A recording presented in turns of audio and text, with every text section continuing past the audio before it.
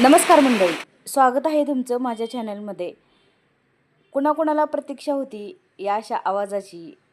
मला तर खूपच होती, कारण पावसाची वाट हे सर्व प्राणी पक्षी आणि आपण सर्वजण पाहतच होतो. आणि आज शेवटी पाऊस आलाच.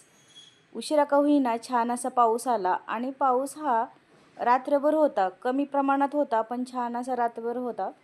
त्यामुळे इथं मी हा दिवस मावळाचा व्हिडिओ आहे तुमचा मंगळवारचा. छान असं इथं बाहेर पाऊस पडत होता आणि इथं मी चहा घेत होते. घरी चहा मी एकटीच घेते, कोणी घेत नाही चहा. त्यामुळे इथं तुम्हाला चहा हा थोडाच दिसतो आहे.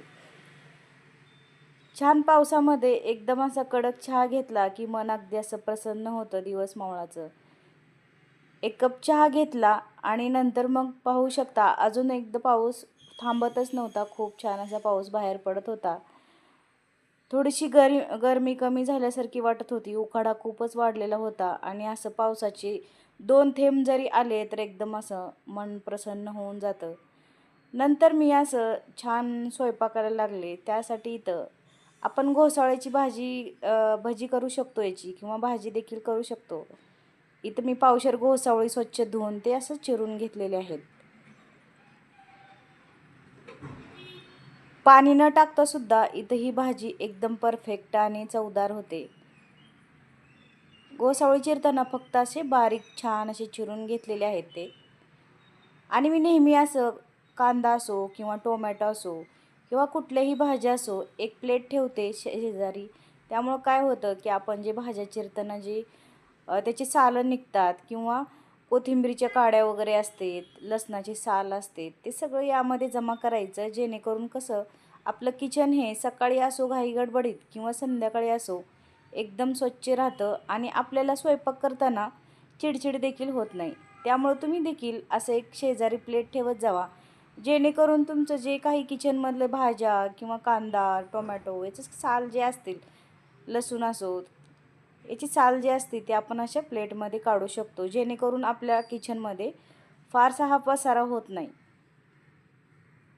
तुम्ही करता की नाही घोसावळीची भाजी? आमच्याकडे तर सर्वांनाच आवडते.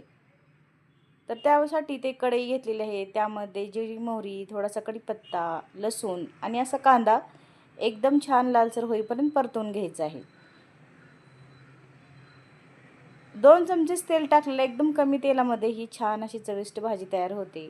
आणि जास्त मसाल्याचाही वापर अजिबात करायचा नाही. एकदम पटकीझट अशी ही भाजी होते. पावसाळ्यामध्ये कुठली जरी भाजी केली तरी छानच लागते. पण काही जणांना घोसावळी आवडतात, काही जणांना घोसावळी आवडत नाहीत. त्यामुळं हे ज्यांना आवडत नाहीत त्यांना तुम्ही अशी भजी छान होतात घोसावळ्याची. तुम्ही पावसाळ्यात ते भजी देखील करून देऊ शकता असं. आता इथं घरचा काळा मसाला टाकून परत एकदा छान असा हलवून घेतलेला आहे. आता आपण त्यामध्ये टोमॅटो टाकून घेऊया थोडंसं. एक मिडियम साईजचं टोमॅटो घेतलेला आहे आणि तो देखील टाकून घेतलेला आहे. सर्व मिश्रण चांगलं हलवून घ्यायचं आहे. आता टोमॅटो देखील मऊ होईपर्यंत छान असा शिजवून घ्यायचा आहे. आणि त्यामध्ये आता आपण जी घोसावळी आहेत बारीक चिरलेली ते टाकायचे आहे. त्याआधी आपण यामध्ये बारीक चिरलेली कोथिंबीर टाकूया. फोडणीमध्येच कोथिंबीर टाकली की छान लागते. वरून टाकली की अशी ती भाजीवरती तशीच राहते. त्यामुळे इथं मी फोडणीमध्ये टाकते आणि वरती पण थोडीशी टाकते, पण आज नाही टाकली. भाजीमध्ये अशी छान कोथिंबीर फोडणीमध्येच टाकून परत एकदा परतवून घेतलेलं आहे.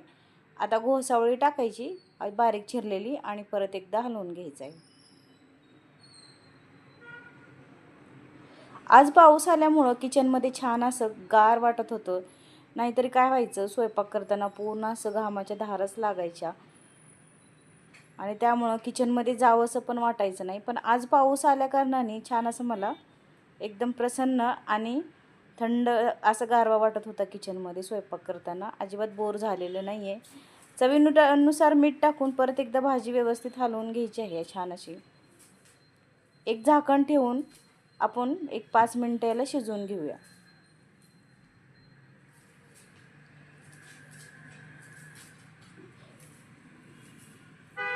आता 5 मिनिटं झालेली आहे, पाहू शकता इथं.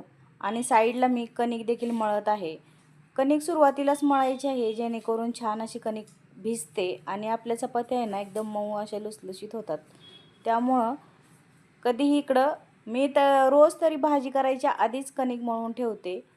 किमान अर्धा तासात कणिक छान अशी भिजून होते.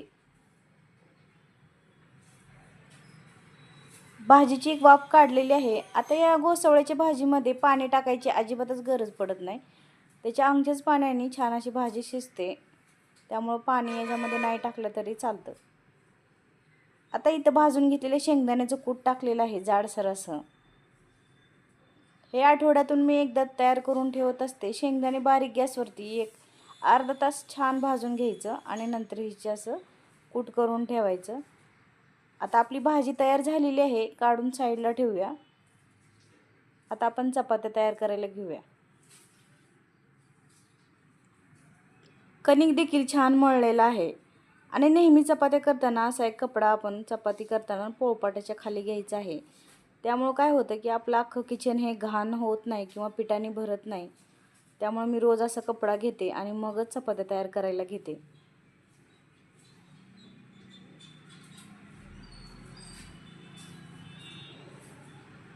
आता इथं मी चपात्या तयार करायला घेत आहे, पाहू शकता. अर्धा व्हिडिओ तुम्हाला संध्याकाळचा आलेला आहे आणि अर्धा सकाळी. हा टिफिनसाठी मी चपात्या बनवत आहे सकाळच्या.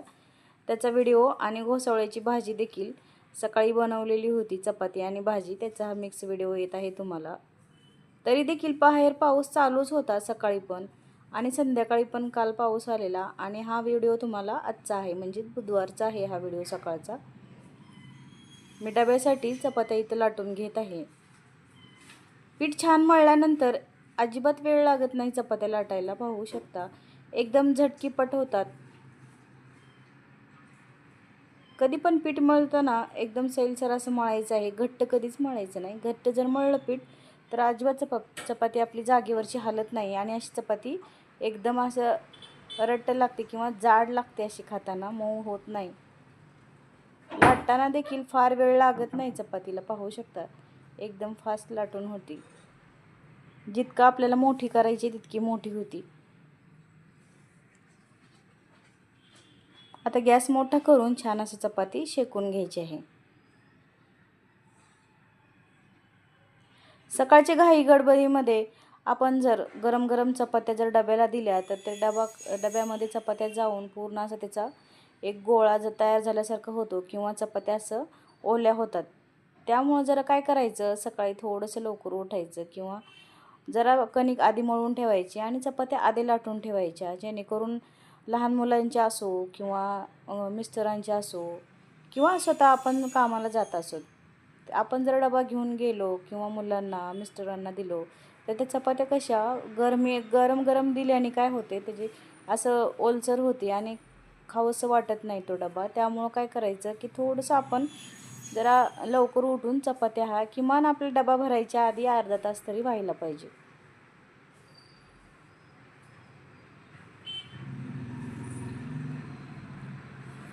असं मळून लवकर ठेवलं किंवा लवकर उठून जर असं आपण डबा केला तर पाहू शकता पीठ पण चांगलं मळतं, आपल्या चपात्या पण छान होत्यात आणि आपल्याला एक लवकर डबा झालेलं समाधान पण वाटतं की बाबा हा आपण लवकर डबा दिला करून, याचं समाधान पण वाटतं. त्यामुळं काय करायचं, थोडंसं लवकर उठायचं. मी कधीही चपाती आणि भाजी दोन्ही गार झाल्याशिवाय डब्यात भरत नाही. शक्यतो मुलांना आणि मिस्टरांना मी स्टीलचाच डबा देते किंवा काय करायचं, बाहेरून प्लास्टिक आणि आतून स्टील असलेला असे डबे वापरायचे, जेणेकरून प्लास्टिकची जरा थोडीफार चपाती गरम देखील असली किंचित तरी त्याचा स्टीलमध्ये छान डबे धुवून रात्रीच आपल्याला डबे मुलं शाळेतून आलेलेच धुवून पुसून असे व्यवस्थित ठेवायचे, जेणेकरून दुसऱ्या दिवशी ते फ्रेश आपल्याला भरता येतील. आता इथं चपाती आणि भाजी तयार झालेली आहे, पाहू शकता. लगेच आपलं झाल्या चपात्या, आपलं जे साहित्य आहे ते बेसिनमध्ये ठेवायचं आहे. डबा पिठाचा पॅक करून लगेच हातासरशी स्वच्छ करून जागेवरती ठेवून द्यायचं आणि किचन लगेच स्वच्छ करायचं आहे. एका कपडा घेऊन साफ करून घ्यायचं आहे थोडंफार पीठ वगैरे पडलेलं. त्यामुळं काय होतं, आपल्या किचनवर जास्त पसारा असा दिसत नाही आणि आपल्याला दुसरं काम करण्याचा असा उत्साह देखील येतो. आता इथे पाहू शकता, हा डबा बाहेरून प्लास्टिक आहे आणि आतून स्टील आहे याला. चला तर मग असेच मी सर्वांचे डबे भरून स्कूलला आणि ऑफिसला सर्वांना पाठवून दिलेला आहे आता. तुम्हाला व्हिडिओ कसा वाटला ते कमेंटमध्ये कळवायला अजिबात विसरू नका.